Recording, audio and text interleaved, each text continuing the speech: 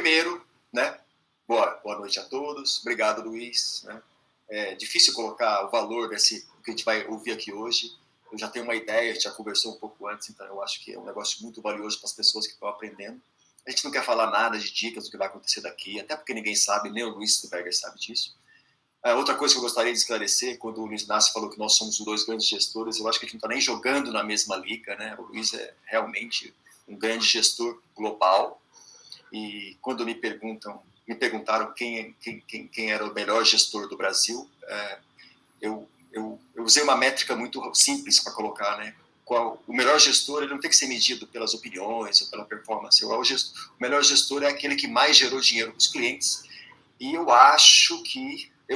não tenho essa coisa, mas eu acho que muito provavelmente o Luiz Stuberger é o gestor que mais gerou lucro para os clientes na história da indústria de fundos do Brasil. Então, na minha opinião, em métricas não objetivas, porque se fosse objetivo eu votaria nele porque ele é meu amigo, né? Mas o Luiz Stuberger é o melhor gestor do Brasil porque ganhou mais dinheiro para os clientes.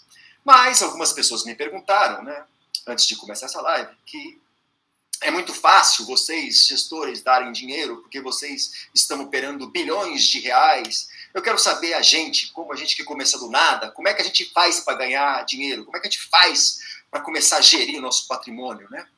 E aí eu queria, né, primeiro que o Luiz contasse e dissesse para a gente: Luiz, você já era rico quando você começou no mercado? Como é que você ganhou o seu primeiro dinheiro no mercado? Olha, assim, a minha família era uma família boa, né? Meu pai era um engenheiro, tinha uma empresa de construção boa. O que aconteceu é que bem na época que eu me formei na faculdade, né, ele se associou com empresa de indústria e banco, e naquela crise, né, do fim dos anos 70, começo dos anos 80, eles perderam quase tudo, né? Então, eu que estava meio educado para trabalhar em uma das empresas da família, né, de repente a família não tinha nenhuma empresa, né? Então, vamos dizer, eu fui trabalhar numa corretora chamada Grifo, que era tinha uma boa relação comercial com o banco, né, que era dos sócios do meu pai. E aí eu fui para lá. Quem te contratou na Grifo? Foi o Fernando Carramaschi. Olha. Fernando. Que já estava lá naquele tempo, né? Os outros todos vieram depois. Meus sócios que ficaram muito tempo comigo, o Eduardo, o Léo, o André, o Bruno, eles vieram depois, né? Eu comecei primeiro, né? Eu sou um pouco mais velho, e eu entrei para trabalhar no mercado, quer dizer, que me deram esse cantinho lá no mercado de commodities, né? O Brasil não tinha mercado futuro, a BMF, né, que hoje todos nós operamos nela, todo mundo aqui conhece, não existia. Existia uma bolsa de mercadorias, que era o embrião, né, de uma bolsa de futuros, e basicamente ela operava futuros agrícolas, né? Café, boi, um pouquinho de algodão que durou pouco, um pouquinho de soja que durou pouco.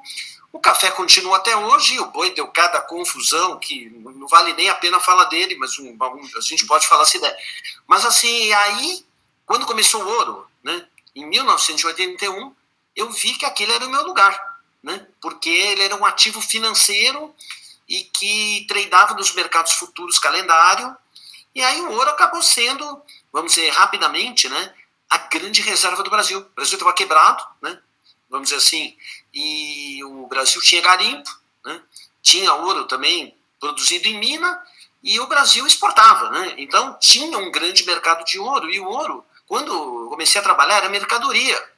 Aí teve uma mudança legal que transformou o ouro em ativo financeiro, e não tinha nenhum imposto, a não ser um imposto de 1%, chamado IUM, quando você tirava o ouro da mina do garimpo.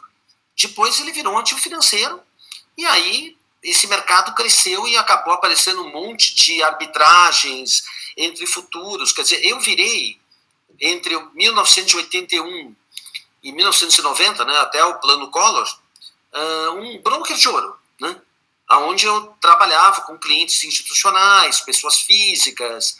Existia um monte de coisas diferentes para fazer com ouro ativo financeiro. E eu vivi disso, né? Ou seja, eu tinha uma mesa de pessoas comigo, a gente cuidava disso. Claro que a Grifo tinha o setor de ações, né? Então você ganhou dinheiro também fazendo isso com corretagem? Sim. Na verdade, a gente fazia corretagem, né? Mas também eu comecei a gerenciar uma carteira, né, de futuros. Porque os futuros, eles eram desarbitrados, né? Ou seja, a gente não tem isso hoje, futuros calendários. Você até tem, né? Quando você olha, por exemplo, hoje o que está acontecendo no mercado de petróleo, né? O petróleo hoje, né, está num preço, para daqui a um ano está mais baixo, né? Quer dizer, tem o backwardation e o contango, mas vamos dizer, o ouro era um ativo financeiro e ele negociava calendário. Hoje não tem mais isso, toda a liquidez está no primeiro futuro, né? Naquela época negociava-se mais, algo para um ano, então é o que eu fazia. Mas eu comecei a administrar a carteira de uma maneira bem conservadora. Quando tinha um mês que tinha alguém manipulando compra e um outro mês, calendário, que tinha alguém manipulando venda, né, eu casava isso e fazia operações de straddle ou arbitragem, né, e ia colocando na conta dos clientes. E como eu comecei a ganhar muito dinheiro, eu logo vi que não ia dar para eu ficar assim, né, porque aí os clientes começaram a me dar uma certa... faz aí o que você quiser, né, tipo discricionariedade. E foi assim que eu peguei meu viés de gestor, né? Aí eu deixei os institucionais para outras pessoas da rede, né, cuidarem, né, os bancos, os institucionais, as empresas, e passei mais a administrar uma carteira para vários clientes e também para mim, né? Isso foi nos anos 80 aí na Nutshell. Como foi a história do seu primeiro grande ganho no mercado de ouro? Então, o primeiro grande ganho, né, quer dizer, a gente sempre, como era arbitragem, ganhava um pouquinho, né, não é que era, você ganhava 1% aqui, um ali, tinha pequenos deslocamentos, mas quando veio o plano cruzado, né, que teoricamente acabou com a inflação, isso foi em fevereiro de 86, e foi passando os meses, né, claro, como o Brasil não era uma economia aberta, né, o que tornou possível o plano real, o que a gente imagina que a gente viu na inflação desse ano, né, do ano passado e desse ano, quando todo mundo começou a comprar bens, né, porque não podia comprar serviços, e de repente comprou o dobro de bens, e aí deu essa mega inflação em consumer goods que se espalhou para serviços. Imagina isso elevado à 10ª potência, né? Isso elevado à 10ª potência é o que foi o plano cruzado, né? Então, vamos dizer assim, com a moeda estável e os preços congelados, teve um ganho salarial imenso, uma sobredemanda imensa para todo tipo de bens e serviços, mas o governo ainda dizia, bom, que isso estava sob controle, tinha os fiscais do Sarney, vai dar certo, né? O ministro da Fazenda era uma pessoa assim muito carismática, até me esqueci o nome dele, sei que é uma pessoa de bem, né? Ele faleceu, né? Tilson Funaro, né? Mas assim, a bolsa subiu, né, alucinadamente, né, nos primeiros meses, mas chegou lá por setembro, outubro, bem nessa época de confisco no boi no pasto, lembra? Né? Porque ninguém queria vender boi pelo preço de tabela, foram confiscar boi no pasto, e aí o mercado de ouro negociava ouro para um ano depois, né? Tinha isso. Então, negociava o dezembro de 86 e tinha aberto o dezembro de 87. Como era uma o dólar... pré, né? Poderia dizer que mais ou menos isso, né, Luiz? Sim, porque não existia pré. Não existia o mercado de DI, né? O pré-longo era dado por mercadorias, né? Café, ouro, etc. Bom, e aí, por uma inflação teoricamente baixa, o mercado estava negociando, naquela época, não, os câmbios não eram unificados, né? E o câmbio, a gente tinha um câmbio livre, né? No Brasil, a gente sempre teve o câmbio paralelo, mas o câmbio livre era o ouro, né? Era o sinônimo do câmbio. O ouro já estava, em outubro de 86, o dobro, né, do preço do câmbio oficial, né, que era o câmbio livre. E aí, o ouro, para dezembro de 87, né, ele negociava com 100% de prêmio em relação a 86. E a inflação vinha correndo a mais ou menos 6% ao mês, 5% ao mês, né? Só que ela estava indo num ritmo absolutamente não linear. E muita gente não percebeu isso. E aí apareceu alguém vendendo ouro para um ano depois a 100% acima, né? Então o cara pegou ouro hoje, o dólar no outro já era o dobro, outro ano era o dobro, ele estava vendendo ouro por 4 vezes, né? E ele começou a vender, e eu vi que a inflação naquela época ia para uma não linearidade, né? A bolsa começou a cair, etc. E no final, né, ao longo de 2, 3 meses, essa inflação que corria a 80%, 90% ao ano, foi correr a 400%, 500% ao ano. Então, uma barra de ouro comprada para um ano depois virou 4, 5 vezes mais. Né? Dava aqueles limites de alta seguidos. Foi assim que, quer dizer, meus clientes ganharam muito dinheiro, eu vi meu viés de gestor aparecendo, e eu também ganhei um bom dinheiro para o padrão daquela época, né? Deu para comprar um apartamentinho na Vila Nova. Né? Com esse dinheiro me mudei da Vila Madalena para a Vila Nova. Você acha que esse negócio de não confiar muito no que nas promessas de governo nasceu aí, Luiz, esse negócio? Esse viés aí? Olha, eu sempre achei isso, né? Por isso que eu tento me manter distante do governo, porque eu acho que o governo tem uma certa, né, obrigação de trazer uma mensagem de otimismo, né? É o normal, nenhum governo é incendiário, né? Para isso as pessoas estão lá, então você tem que fazer, né, um certo julgamento. Mas, assim, eu nunca confiei nisso no Brasil, em geral, né? Procurei ficar sempre distante, e mesmo em outros países também não, né? Tinha uma frase, né, sobre que a revista Med, né, falava muito, aquela famosa revista Med dos anos 70, né? Eu tento olhar, principalmente se eu pegar o que o Fed, né, falou nos últimos meses, né? E hoje ele capitulou, né? Hoje foi a capitulação, né? Então, a revista Med falava assim, tem 12 hipóteses para você entender o Washington, né? Say what they know. Né? O outro é they don't know what they say. Né? Ou é um ou é outro. Né? Então, mas enfim, eu acho que em relação a isso, eu sempre procurei, digamos, ter uma opinião própria, né? Não adianta você sempre achar que o mercado está errado, né? Quer dizer, você não pode ir contra o mercado sempre, e também não adianta você achar que o mercado está sempre certo. Né? Você tem que analisar cada situação. Luiz, então, aí passando para, assim, acelerando um pouco, até porque a sua história é muito longa, e aí eu lembro que a primeira vez que eu me encontrei, né, você era o gestor de um fundo de fundos que tinha na Red Grifo, e eu era o gestor na Fator. E aí o fundo tinha ficado um pouco mal, né? E você foi me visitar e perguntou o que tinha acontecido. Eu falei, olha, está acontecendo uma crise na Ásia.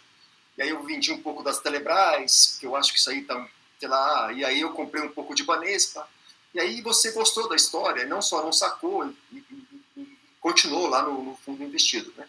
E logo na sequência dessa crise da Ásia, acho que foi a primeira grande experiência que eu tive como gestor ainda na crise. Eu tinha passado na física lá na crise do México, né? Tanto é que a crise da Ásia, para mim, uma memória do que aconteceu no México, foi uma escala que aconteceu na Ásia, né? Câmbio fixo com conta corrente deficitária, e aí qual era a consequência disso e como isso terminava. E aí você, na época, já era um gestor de Uverde, acho que deve ter começado por volta de 97. E aí teve uma grande crise no mercado brasileiro, e o Verde, né, foi muito bem. Eu estou aqui com o histórico, né? O Verde foi muito bem em 97 e 98, apesar de toda aquela crise que teve na Ásia, né? O que você fez naquela época para escapar ali de um ano tão difícil para todos os fundos, né? Eu sei que a Grifo tinha uma relação muito próxima com a Linear, que eram grandes gestores, o Ibrahim Eres e o Rosenberg, tá? Como foi essa experiência? O que você aprendeu com ela? Não, assim, como a gente era broker, né, e iniciou uma área de gestão de fundos, né, e a Linear, a gente ajudou ela com a parte comercial, né, quer dizer, a Red Grifo tinha um acordo comercial Eu fiquei próximo deles, né, comecei um pouco a entender como é que funciona a cabeça de um gestor de fundo, né, quais as ideias, quais as premissas, então eu acho que aprendi muito com eles. Agora, digamos assim, nesse momento, na crise de 97, a gente teve imposições opostas, né, porque o Brasil tinha um câmbio fixo, né, que depois virou um crawling peg, mas o câmbio estava muito defasado, e quando veio a crise da Ásia, o Brasil tinha duas hipóteses, né? Quer dizer, eu fui desenvolvendo essa ideia, né?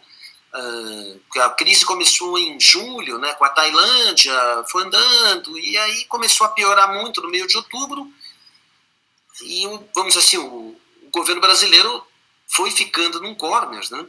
E na medida em que, depois quando explodiu, né, o câmbio na Coreia, o Brasil tinha duas hipóteses, né? Ou ele desvalorizava o câmbio ou subia o juro. E o mercado inteiro não sabia, né, obviamente, qual seria a decisão. Depois disso foi dito, né, que houve uma reunião com os caciques do PSDB, e aí tem essa história de o que é pior, né, recessão ou inflação, né? E a inflação tira muito voto, né? Porque eles ficaram com medo disso, evidentemente, no final, a decisão, eu não sei exatamente quem tomou, né, mas preferiram subir o juro para ganhar um tempo. E você vê que ganharam um ano e depois também não adiantou, né? Agora, aonde que surgiu a oportunidade para mim? A história todo mundo sabe que o juro foi de 19 para 40. Aonde que me apareceu uma oportunidade de baixo, que tinha pouco a perder e muito a ganhar, né? Que o mercado, a taxa de juros na época estava em 19, a Selic. O mercado já apostava, né, se você olhasse a taxa pré para 6 meses, 3 meses, já estava 26, 27, já tinha um prêmio de risco muito grande. Mas a taxa de juros de um mês ainda era 19. Né? E por que era 19? Porque o Copom de outubro tinha acontecido 3 dias antes. Né? Então, ninguém imaginava que pudesse ter uma reunião extraordinária. Mas também tinha muito pouco prêmio. Então, quando isso se apressou, né, o Copom acabou subindo o juro, sei lá, no dia 2, 3 de novembro, 4 de novembro, e aí sim, né, quer dizer, a gente acabou tomando um juro a 19 e recebendo 40, né, no expost de 20 e poucos dias, com muito pouco risco, né, no preço. Foi assim que o Verde... Mas aí... Praticamente foi, quer dizer, o Verde comprar um pó de zero...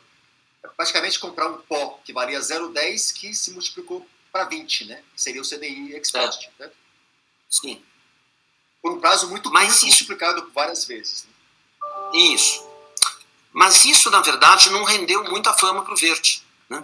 Quer dizer, ele ganhou dinheiro, mas não foi tanto, não foi um número assim, foi 5%, qualquer coisa assim. Eu já fiquei feliz, né, de no meu primeiro ano como gestor, porque naquela época, isso é importante dizer, quando eu resolvi ser gestor, o meu modelo de gestão sempre seria ter 1/3 em bolsa e 2/3 em renda fixa. Né? Que esse modelo, né, seria bom para ter por muito tempo, e na verdade ele já está durando alguma coisa como 25 anos. Né? O Verde está fazendo 25 anos agora.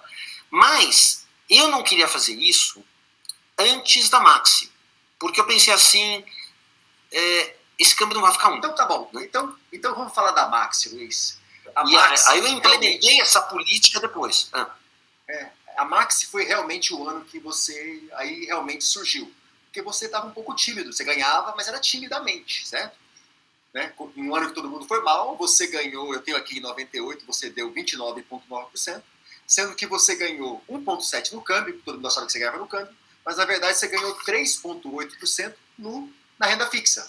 Como você contou aqui, tomando um risco praticamente nulo e multiplicando isso por 200 vezes. Né? Mas foi em 99, realmente no ano da Maxi, em que você ganhou 135%. Como foi a história, Luiz? Então, essa história eu já contei algumas vezes, mas eu sempre gosto de contar de novo, porque, na verdade, quer dizer, o governo não pretendia, né, desvalorizar. O Fernando Henrique ganhou no primeiro turno, né, o Brasil tinha um acordo com a FMI, mas assim, aquela história, o Brasil tinha muito pouca reserva, né, ou quase nada, ia começar um governo novo, mas houve, né, uma série de pequenas coisas, né, na economia, e no final quem acabou sendo a gota d'água da Maxi, né, foi o Itamar Franco, quando ele pediu a moratória do governo de Minas, né? E eu até posso dizer que teve até um ponto de sorte, né, na minha vida, né, nisso, porque eu estava sempre esperando, né, porque para comprar dólar, para pegar a Max, né? Eu sabia que agora cada mês que você erra, naquela época, custava quase 1%. Não custava 1%, mas custava meio. Então, estar errado, né, no câmbio nesse momento, o carry negativo é altíssimo. Senão, todo mundo faria. Né? Quer dizer, o mercado já modelava o câmbio futuro com prêmio. Então, todo mundo queria pegar isso, mas você tinha que acertar o timing. E acertar o timing é difícil. Né? E aí eu acabei indo, né, viajar com as minhas duas filhas mais velhas, né, que a minha mais nova tinha nascido, essa que está com 23 anos, para a Argentina e para Foz do Iguaçu, e pensei assim, tá bom, vou viajar tranquilo. Né? Comprei tudo que eu podia de dólar para o fundo era pequeno, né? E se por uma semana de carry, não é tanto assim, né? No máximo vai me custar uma semana de carry para eu viajar tranquilo. E a Max acabou acontecendo naquela semana. E o fundo era pequeno, né? E nesse primeiro mês ele ganhou 50%. Sendo que no ano inteiro de 99 ele ganhou 120%. Agora, Ixi. Voltou. Tá me ouvindo? Não? Sim. O fato chamou a atenção do fundo, né? Quer dizer, o fundo entrou no radar. Mas teve uma outra coisa que você ganhou muito dinheiro em 99, né, Luiz? Você ganhou bastante dinheiro em ações. Com 30% ter ganhado 21%, você ganhou 80% em ações. Como isso aconteceu? Não, na verdade, o fundo deu 21% em ações em 99, 123% no câmbio, né? E perdeu 10% na renda fixa. É que depois da Maxi, né, as ações todas caíram e eu comprei ações de exportadoras. As ações de exportadoras caíram depois da Maxi? Caíram. Porque o mercado reagiu de uma forma interessante, que as exportadoras também eram muito endividadas em dólar. Num primeiro momento elas caíram. As exportadoras, uma Petrobras tinha muita dívida em dólar. Né? A Vale tinha então muita dívida em dólar. Ou seja, ele é um exportador. Depois dessa me chama. Tá bom. Quer dizer, ou seja, a gente já viu isso acontecer recentemente, né? A exportadora ela anuncia um resultado negativo no trimestre porque ela tem dívida em dólar e muita gente fica assustado achando que ela vai quebrar. E aí gera uma oportunidade de compra. Aconteceu isso em 2020, né, Luiz? Também. Isso vive acontecendo. Vive acontecendo. Né? Bom, eu acho que já fizemos aí, né, a formação do Luiz Stuberger, e por isso eu vou aproveitar agora aqui uma pausa para água, nossos comerciais, e a gente volta daqui a 1 minuto. Até mais. Muito bem, estamos de volta aqui para o nosso pequeno break comercial. E eu queria agradecer você que está acompanhando essa live especial do Pedro com o Luiz Stuberger. E a gente volta daqui a pouquinho. Mas antes eu queria chamar um recado por um vídeo que o próprio Pedro gravou, falando sobre o maior problema dos investidores que querem ganhar dinheiro hoje no Brasil. Na sequência desse vídeo, que é bem curtinho, a gente já volta para o bate-papo, tá certo? Pode rodar.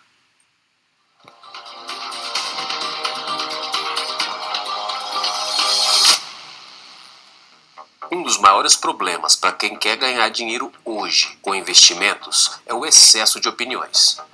Muitas delas negativas e até conflitantes.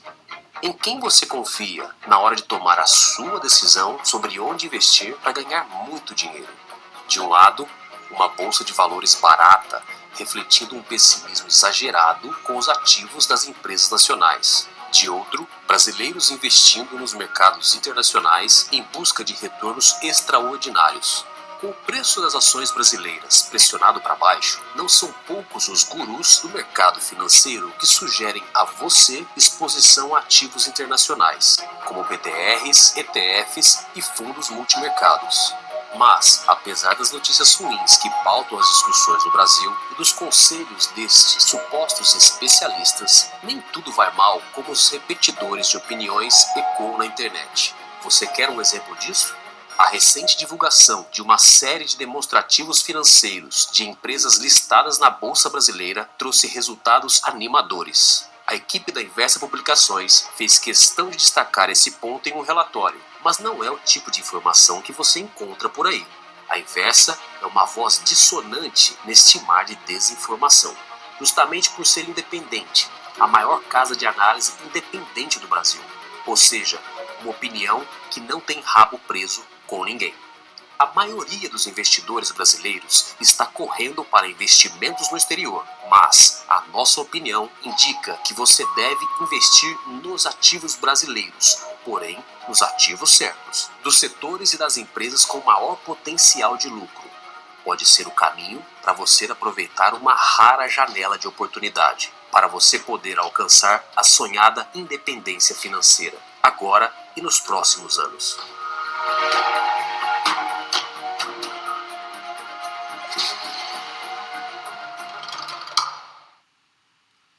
Bom, voltamos agora para a nossa live.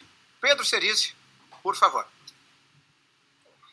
Então, vamos falar aqui agora, né?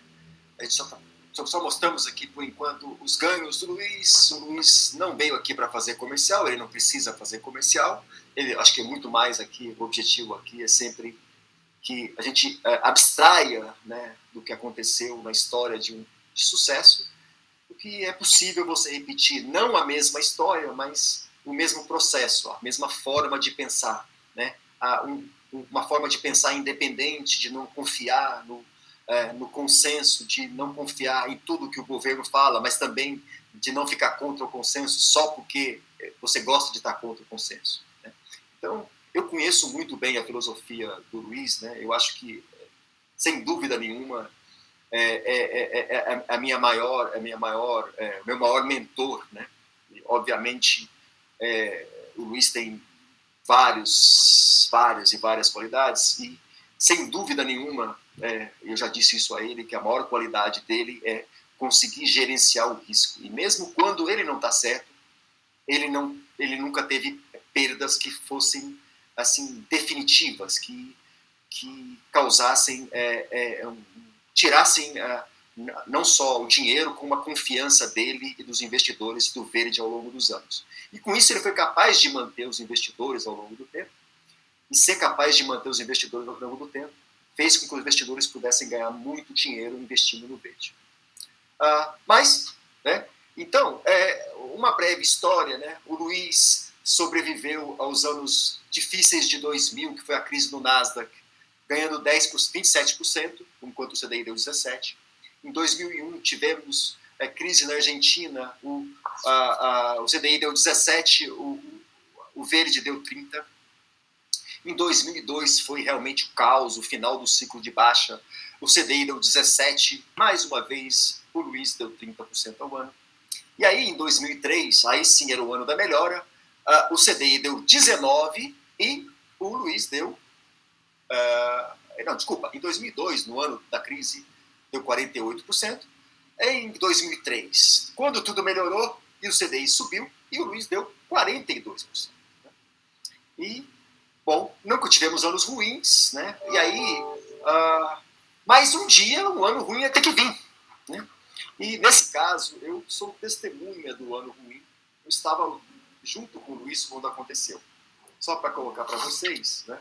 A gente tinha marcado uma viagem para a China, né? Na época todo mundo tinha que visitar a China, era a segunda visita que eu fazia a China. E a gente estava em conexão, em voo para Pequim, e a conexão, eu não me lembro onde era, mas quando a gente teve a notícia na conexão de que a Lehman Brothers tinha quebrado, né? Isso era no final de semana, a gente ia pegar um voo para Pequim e a gente ia abrir quando pousasse em Pequim, como os mercados teriam aberto no mundo. E foi aquela semana devastadora, né? Então, acho que o Luiz tem uma história, assim, foi realmente um ano foi o pior ano, né? Foi um ano onde o CDI deu, em 2008, o CDI deu 12,4% e o verde deu menos 6,4%, né? Sendo que nas ações ele perdeu 26%. Luiz, como foi 2008, como foi essa experiência de ter vivido de longe, né, de perto, uma das piores semanas dos mercados nos últimos 30 anos? Não, foi horrível, né? Porque, digamos assim, não é uma crise que eu previ, né? Vamos dizer, que ia se escalar dessa forma, né? O problema que começou com real estate, né? E no final, vamos dizer, um problema de real estate, né? Exposed e de excesso de alavancagem, né? De excesso de alavancagem e de real estate. Com isso, né, e com a quebra de muita gente alavancada, isso se espalhou pelo mundo e virou uma crise econômica. Só que no decorrer disso, claro, o mercado exagera, né? E é muito interessante que quando você está numa situação, né, que a bolsa cai muito, você não consegue imaginar que aquilo vai mudar, né? Só tem resgate, né? O verde, na época, ele começou o ano com alguma coisa como 7 bi, né, de patrimônio total em todas as diferentes classes dele, e teve 3 de resgate, né?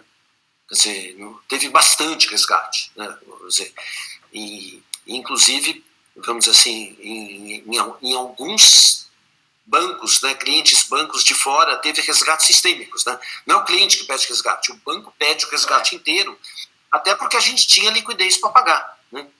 E eu ficava me imaginando, né, depois de 12 anos, né, era o meu 12º ano, como é que eu resistiria a um ano ruim, né? Claro, não foi fácil, mas assim, aí na medida em que a bolsa foi caindo, essa é a vantagem, né, da convexidade positiva, né? Quer dizer, a bolsa quando cai, você compra, né? Eu queria manter 33% em ações, né? Eu comprava todos os dias,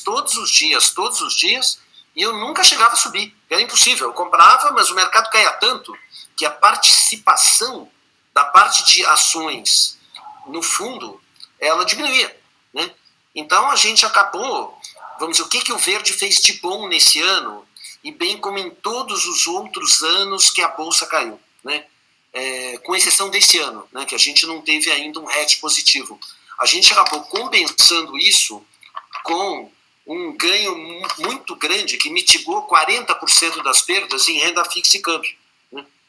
Quer dizer, o fundo teve 6,5% de ganho em renda fixa e 4,9%. Quer dizer, basicamente é tomar pré e comprar câmbio, né? Que o Brasil... Coisa, né? E usar esse dinheiro para comprar bolsa, né? Sim. Mesmo assim, o fundo acabou perdendo em relação ao CDI 18%, né? Foi o pior ano da história do fundo. Mas, assim, na época, né, isso é um ponto, o Brasil era um país frágil, né, ainda, relativamente. Ele estava melhorando, mas qualquer coisa que dava errada, né, o câmbio subia, o pré abria, né? Isso valeu, na minha opinião, desde o Plano Real até praticamente depois do impeachment da Dilma, né? Ou seja, depois... Quer dizer, juntando-se muita coisa boa que aconteceu no Brasil. Primeiro, o Brasil comprou todas as reservas, né? No que o Banco Central acabou fazendo um excelente negócio, né? Ele pagou carry negativo durante muito tempo, né? Mas agora, com essa alta do câmbio, isso acabou compensando. E aí depois o Brasil fez aquelas grandes reformas que ele nunca tinha feito, né? Quer dizer, conseguiu, não vou nem falar só no teto, botar um pouco de controle nos gastos públicos, né? Fez reforma da Previdência, fez reforma tributária, quer dizer, fez uma reforma trabalhista, desculpe, e eu achei, né, que o Brasil ficou menos frágil, porque na medida em que o Brasil ele passou a gastar menos, aconteceu uma coisa mágica, o juro real de equilíbrio caiu muito, né? Então, na hora que você vê que o país não precisa pagar um juro tão alto, a fragilidade fiscal diminui, né? E meio que desde essa época eu não achei que era óbvio, né? E nunca mais fiz, de dizer, bom, qualquer coisa que der errado, o câmbio sobe e o preço sobe, porque isso passou a não ser mais verdadeiro. Mas isso foi verdadeiro desde o plano real até praticamente o impeachment da Dilma. Então essa fórmula ela não passou a não funcionar mais desta maneira, né? Saber parar de usar isso na hora certa deve ter salvado muito dinheiro. Sim. Porque o câmbio voltou, depois disso ele renovou a mínima em 2011 abaixo de 1,60. Em 2008 acho que a mínima tinha sido 1,80, né? Então a gente renovou essa máxima de queda. Se tivesse sempre continuado comprando no câmbio com carregamentos, teria devolvido todo esse ganho de 2008 para frente, né? Sim, só que ganhar dinheiro. Ganhar dinheiro com o câmbio comprado, um carry tão negativo, parece bastante pouco plausível, né? Exatamente. Ou seja, quer dizer que quando você compra, a ideia de que compra dólar que nunca tem falha, né, ela funciona se você não levar em consideração o custo de oportunidade, que é o CDI. Quando você compra o dólar futuro e incorpora o custo de oportunidade, essa equação não fica tão óbvia assim. Ô Luiz, e uma outra coisa, né? Só para que não fique parecendo que a vida acaba em dezembro, né? As posições montadas durante a crise de 2008, que obviamente não renderam, porque a crise foi em outubro, então não deu tempo. Né? Acho que você deve ter tido um momento que estava caindo mais que 6% durante a 2008, né? E fechou com 6%. Sim. Mas a consequência desses frutos... As consequências desse fruto de 2008 foi o resultado de 2009, né, Luiz? Sim. Porque aí no ano de 2009 as ações se recuperaram no Brasil e nos Estados Unidos. A gente manteve a carteira, foi vendendo aos poucos e teve um ano excepcional em 2009, né, que para um CDI de 9,9 o fundo rendeu 50. E o ganho veio todo da maior parte, até da renda fixa você ganhou. E ainda ganhou 34% na Bolsa. Por uma alocação de 33%, praticamente você deu 100% na sua carteira de ações. Por aí. Muito bom. Bom, então, Luiz, já passamos pela formação, pelos grandes ganhos, que foi 99, pela grande perda, que foi 2008. Mais um bloquinho e a gente volta para nossa último, que é os ensinamentos mais recentes aí sim, né, do Dilma, e sem falar nada do presente, as lições que ficam para o Brasil de hoje, olhando para o futuro. Um minutinho a gente já volta. Exatamente, enquanto vocês estão conferindo esse papo de trader fantástico, espero que vocês estejam gostando. Muita gente aqui no chat dizendo que está gostando, eu também estou adorando, porque essa conversa está realmente sensacional, são histórias, ensinamentos que podem inspirar você justamente na hora de investir, que é isso, inclusive, que a Inversa está aqui. Enquanto o Pedro e o Luiz se preparam para o próximo bloco, eu queria que você visse aqui um outro vídeo, onde o Pedro fala justamente sobre as raras janelas de oportunidade que costumam aparecer em momentos de crise. Dá só uma olhadinha.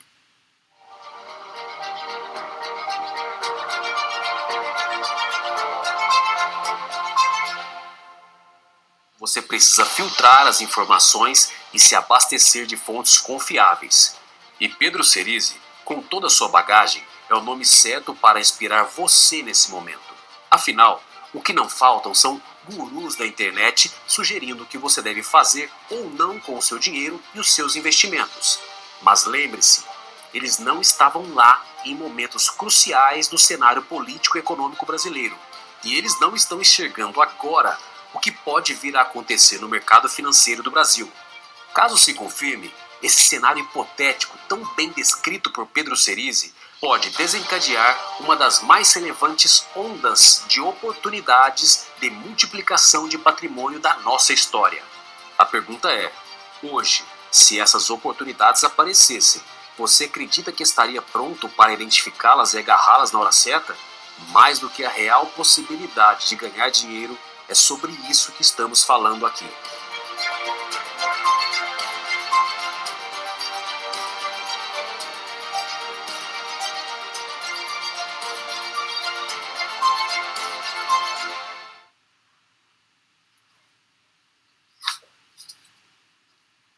como ligar o microfone. Agora voltamos desse rápido intervalo e direto com o papo entre o Luiz Stuberger e o Pedro Cerise. Mas eu te vejo daqui a pouco. Até já.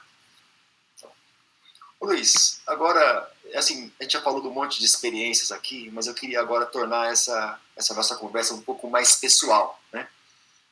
E eu lembro a primeira vez que eu te encontrei, que você foi me visitar na Fator, né? E aí, aquela pessoa muito tímida, você sempre foi tímido, né? Assim, depois melhorou muito como palestrante, como as grandes apresentações. Eu acho que o que você fez ao longo dos anos com os eventos da apresentação do Verde foram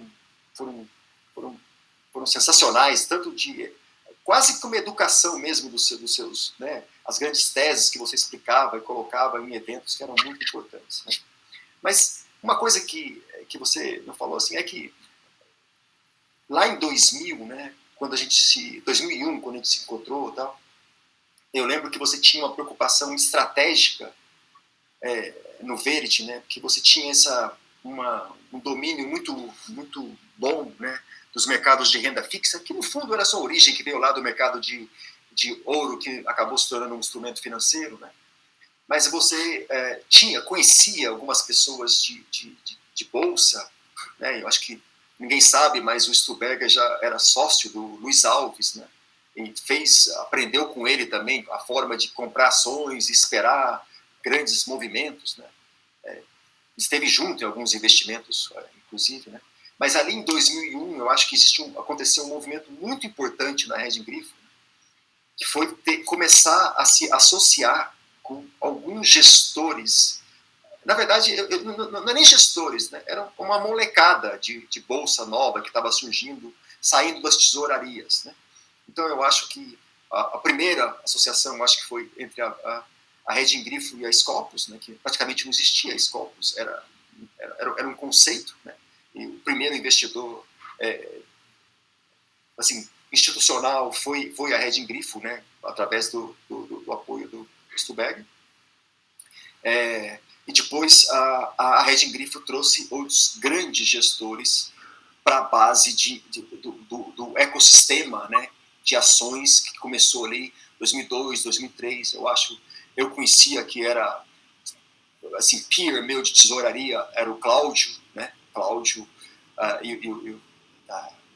do Polo, né, e que na época vinha da parte de bolsa do Garantia. Depois teve o Tarpon, né, que uma moçada super jovem, focada totalmente em ações lá, já muito próxima do Luiz Alves. O Claritas, que eu conheci o Helder, que estudou comigo, que era o gestor de long and short, foi o melhor, para mim, na minha opinião, o melhor gestor de long and short que já teve no Brasil, fazendo isso dentro da tesouraria do Matrix, depois transferindo isso para os fundos, né? Então foi ali que surgiu essa indústria de pessoas que vieram, né, das tesourarias dos bancos e começaram, na época, uma indústria incipiente comparada, né? Mas eu diria que o seu stock picking de pessoas foi sensacional e acho que isso turbinou muito, né? E depois, né, essa evolução que virou o Verde hoje, de transformar não só mais no Stuberger, mas realmente numa grande equipe de pessoas que atuam com uma vantagem competitiva, sendo capaz de multiplicar isso numa escala muito maior em vários outros mercados. Então, muito além do Luiz Stuberger, gestor de ativos, stock picker, escolhas, tal, é o Luiz Stuberger, gestor de pessoas e aí eu escrevo person pickers, né? Ser capaz de escolher as pessoas certas ao longo do tempo, de filtrar, né, quem eram as pessoas certas que faziam parte desse teu ciclo de troca de ideias. Nunca teve nada formal, mas a gente tinha, assim, eu gostava muito, né, porque para alguma ideia minha ser aprovada por você, ela tinha que ser boa, né? Qualquer ideia mais ou menos não passava, né? E a gente teve algumas ideias boas, né? Vamos lá, Postfert, KM, Home, eu nem me lembro outras empresas que a gente fez em conjunto que foram grandes, né? DASA. A primeira, né? DASA, né? A gente tomou lá em 2008, assumimos o controle da DASA, né? Assim, várias coisas que surgiram ao longo do tempo, né? E que ficaram lá para trás e estão dentro dessa performance. Eu sinto que eu ganhei muito com isso, né? De ter esse alter ego da sua pessoa, principalmente na gestão de risco, que eu sou péssimo, sempre fui, e ainda continuo não muito bom. Né?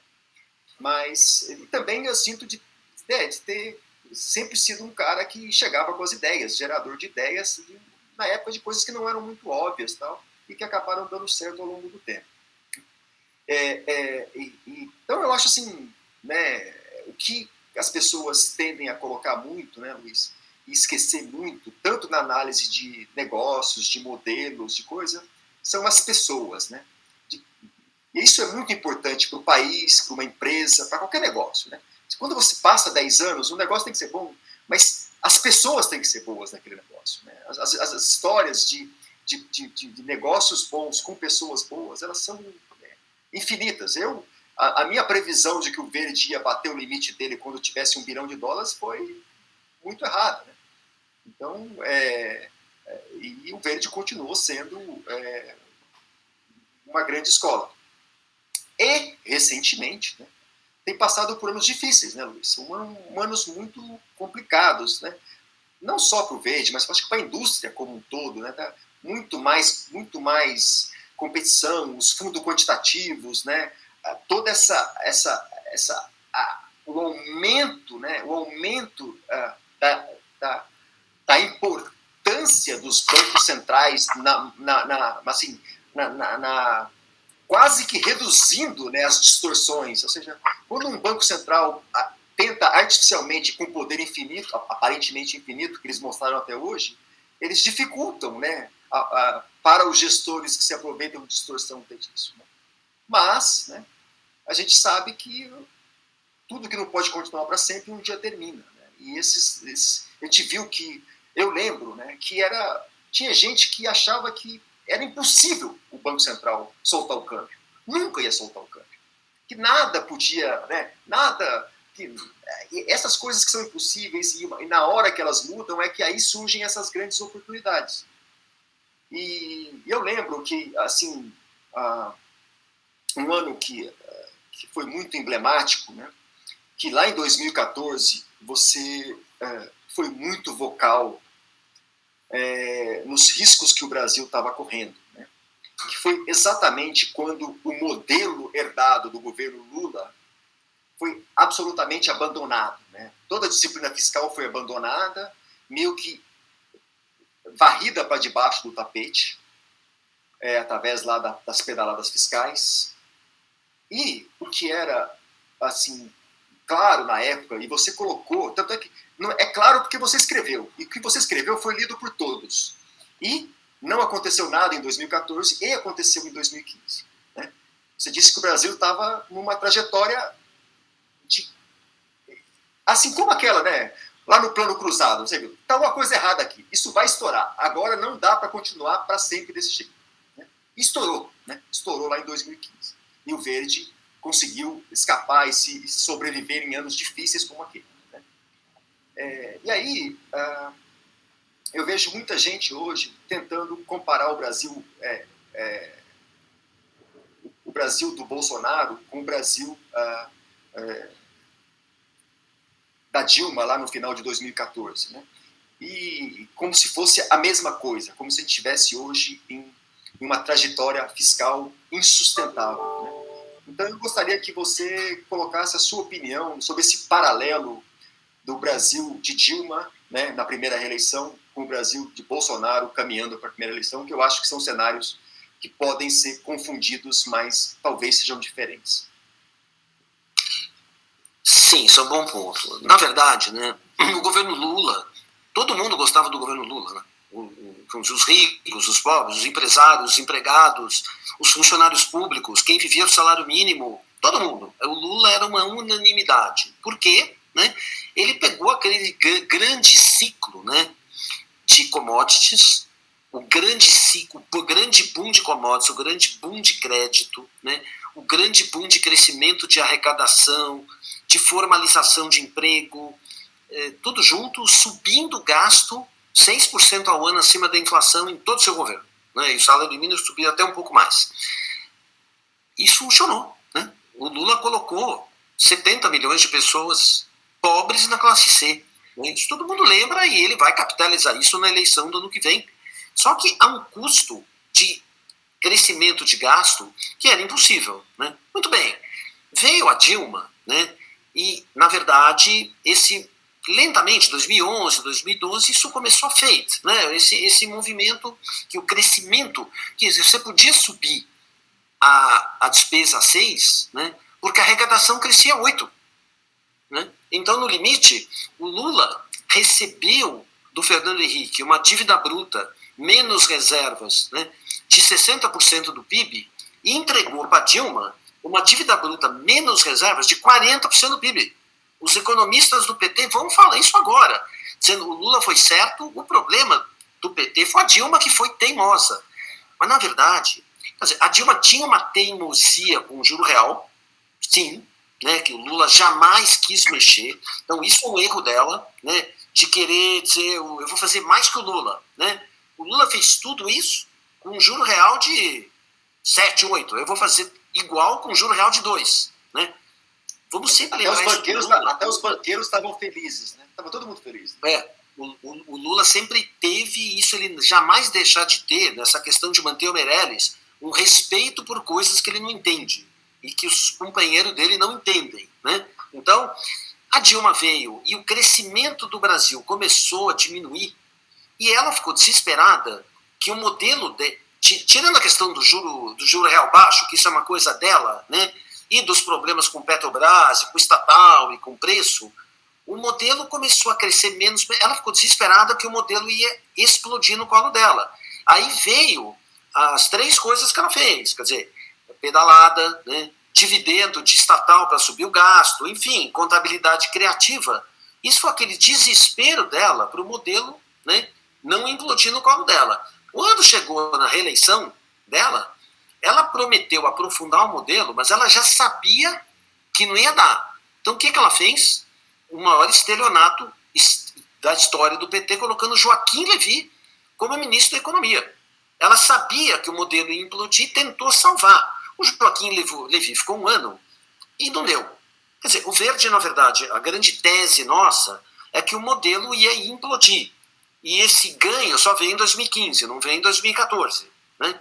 Então a gente acertou bem essa. Agora, dito isso, comparar a situação atual do Brasil, né, com a reforma da Previdência, que se a Dilma continuasse, se o Brasil continuasse gastando 6% ao ano, né, que era o que o governo fazia, lembra que no governo Bolsonaro, vamos dizer, o gasto com funcionários públicos, o gasto público nesse ano, né, está menor do que ele começou. Né? Quer dizer, o governo Bolsonaro até agora não tinha um viés populista. Né? Agora, mesmo com os gastos adicionais, não chega aos pés do que a esquerda fez, do que o PT fez. Né? A gente não está numa situação tão ruim, né? E o nosso juro real de equilíbrio, depois que passar o pico da inflação, não vai ser esse. Né? E mesmo assim, quando a gente olha, esse ano o Brasil vai ter um superávit primário 0. Né? Um número que se começava a projetar 300, 400 bi de déficit, vai terminar em 0. Eu acho que se o governo tivesse se limitado a resolver o problema dos precatórios, né, e não tomar uma medida eleitoreira, né, vamos assim, o Brasil gastou 600 bi na pandemia em 2020, não aconteceu nada. Gastou 150 bi acima do teto em 2021, não aconteceu nada. Se o governo não tivesse feito uma medida populista para ganhar a eleição, né, o mercado não ia e tivesse simplesmente que, vamos dizer, estender o auxílio emergencial por mais tempo, o mercado teria comprado. O mercado olha forma e conteúdo. Quer dizer, o mesmo um gasto adicional, desde que não seja interpretado como populista, né, eu acho que o efeito não teria sido tão danoso como foi para as nossas contas públicas e para as expectativas futuras, que no fundo é isso que determina o preço do juro. Mas, quer dizer, eu não posso comparar uma situação do Brasil agora, né, com o fim do governo Dilma. A gente está muito melhor do que estava naquela época. Sim. Mas uma coisa, Luiz, olhando a análise do do que está sendo colocado como essa votação, né? Porque às vezes a gente assume, como profissional do mercado que você assume que está todo mundo na mesma página, né? Está todo mundo sabendo a mesma coisa que você sabe quando você fala. É da natureza humana assumir que o nosso modelo mental está do outro lado. Por isso que muita gente fala e não consegue conversar, né? Porque você tem duas pessoas diferentes, né? Ela diz uma coisa, a outra entende outras coisas e as duas não estão entendendo. Ou seja, hoje existe uma ideia de que a PEC acabou com o teto, certo? Mas, basicamente, isso eu tendo a discordar disso, que o que aconteceu foi passar a atualização de junho para dezembro, o que tem um efeito de um ano, mas como você passa no ano seguinte, o ano acaba em dezembro, né? Você vai substituir para o outro teto uma inflação que provavelmente não vai ser tão grande como foi no segundo semestre, por uma inflação menor lá na frente. Então esse efeito se neutraliza, ele tende a se neutralizar, né? E a gente não pode esquecer que o teto foi feito no governo Temer. Então, de fato, né, uma coisa, assim, como toda tendência, ela não é formada de uma maneira linear, você tem que ter vários testes da tendência para ela sobreviver, né? Você testa, ela sobreviveu, quando ela volta mais forte, até chegar no final da tendência, quando ela se exaure totalmente, né? Então, ou seja, o buy the dip, ou seja, compra toda vez que cai, virou uma coisa quase que programada nessa geração de investidores americanos pós-2008. Caiu, você compra. É como se fosse um hamster. Caiu, você compra. E nunca deu errado, e o cara assume que nunca vai dar errado, né? Então, para o risco fiscal sobreviver, não sair de controle, foi criado o teto, mas o teto, no fundo, é uma imposição política e que pode ser derrubada pelos políticos. Ou seja, em última instância, o teto é um risco político. O fiscal no Brasil é e sempre será um risco político, né? Que não muda muito quem está falando, né? A gente vai sempre estar discutindo esse risco ao longo do tempo.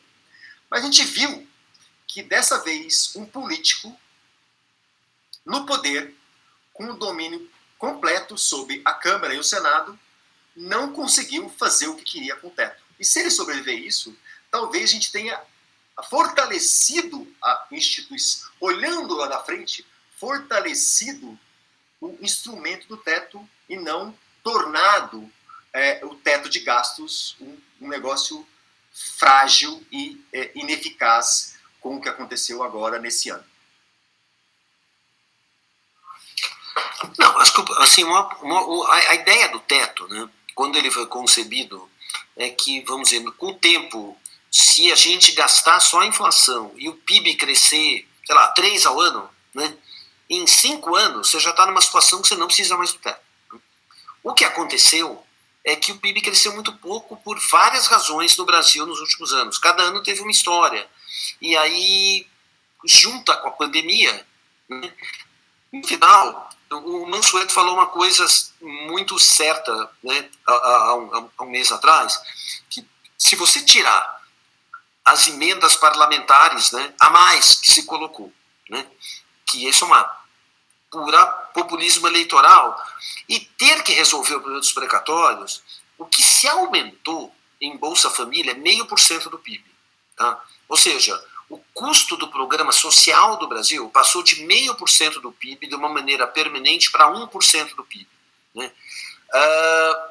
É ruim, mas não é o fim do mundo. Agora, a maneira, e nisso até vou discordar de você, esse negócio de mudar o ano calendário lembra a pedalada da Dilma, você entende? Que você está querendo fazer uma engana que eu gosto. Não, eu não vou quebrar o teto, eu estou mudando o calendário. Né? Eu acho que era melhor... Eu só concordo porque tem 12 meses. Se tivesse mais meses, eu poderia concordar com você. Mas eu acho que a maneira como está saindo do Senado agora, né, se fosse vendido desde o primeiro momento, como vai sair essa proposta do Senado, não teria sido ruim, não teria sido tão ruim. É que agora é aquela história que a pasta de dente saiu do tubo, você não pode colocá-la de volta. É isso que está acontecendo, você entende? Eu acho que essa maneira sai melhor, né? vamos dizer assim, contabilidade criativa e manobra eleitoral, para o mesmo gasto, acaba passando uma imagem muito pior no país, né? De um país que não é sério, que o presidente faz isso para se reeleger e o Centrão está junto nisso, né? Eu acho que de uma maneira mais bem vendida e mais honesta, não teríamos passado por isso. É verdade que isso também se juntou a um pico de inflação, né? Você teve dois, vamos dizer assim, dois componentes na Selic de curto prazo, né? Este problema fiscal de longo prazo, né? E a inflação fazendo um pico de 10% ao ano agora. Quer dizer, nesse sentido, né, a queda de commodities que aconteceu agora por conta dessa nova variante, né, da Covid, vai acabar ajudando um pouco na inflação. Tanto é que a gente está vendo uma coisa que raramente se vê no Brasil, que é a curva de juros, né, inclinada negativamente, né? Porque um dos grandes hedges eleitorais é você tomar, né, inclinação de juros, né? Só que a inclinação colapsou e hoje ela está negativa. É uma coisa rara de ver no Brasil, né? O juro agora aí para 2023 a 11,80, 11,90 e o 2027 a 11,30, 11,40. Né? É uma coisa... são as coisas novas que acontecem. Ixi. Sumiu? Sumiu um pouquinho. Voltou. Pronto. Bom, mas uma coisa é a vantagem, né, Luiz? Nós não estamos precificados como uma coisa maravilhosa, certo? Acho que, de longe, o Brasil é o país mais desacreditado. Sim. Agora, hoje, digno de notar, aconteceu uma coisa muito importante no mundo, né, que eu quero aproveitar esse momento para dizer, né? A gente está acostumado, nos últimos 20 anos, né, e principalmente desde 2008, que o Fed, né, e o ECB podem tudo, né? Ou seja, não há nada que a gente possa fazer, né, para evitar que ele imprima dinheiro, né, e compre a curva longa, mantendo juros longos.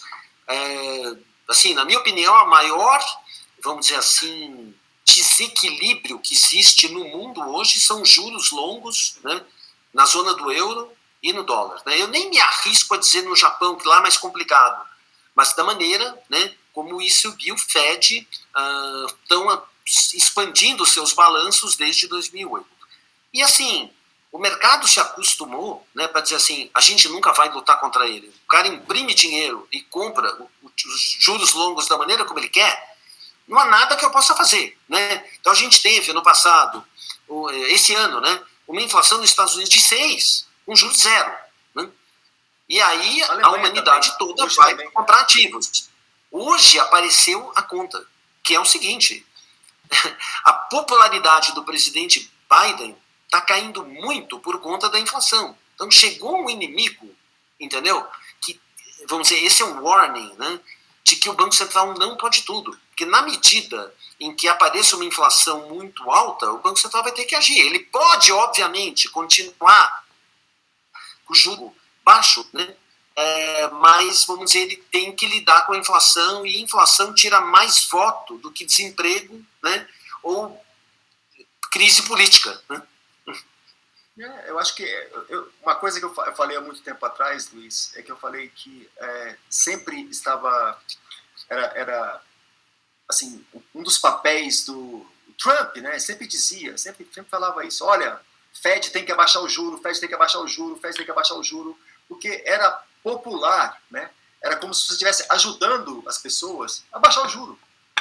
Isso, no fundo, a gente viu depois de muito tempo que ajudou muito mais os ultra ricos, que tomaram dinheiro e compraram ativos, do que os pobres, né, que mantiveram com a renda trabalhando e não tem mais acesso aos ativos e agora tem que pagar o custo da inflação, que realmente diminui o padrão de vida dessas pessoas, né? Então, em algum momento, o limite, né, o limite desse modelo era o apoio da população, né? E aparentemente é esse o momento. Estamos chegando nesse momento onde não vai ser mais popular dizer que você vai baixar o juro para reativar a economia. Vai ser o momento em que o importante agora, baixar o juro para fazer QE, fazer quantitative easing, nada mais é de que ajudar os bilionários. Quando esse discurso colar, né, aí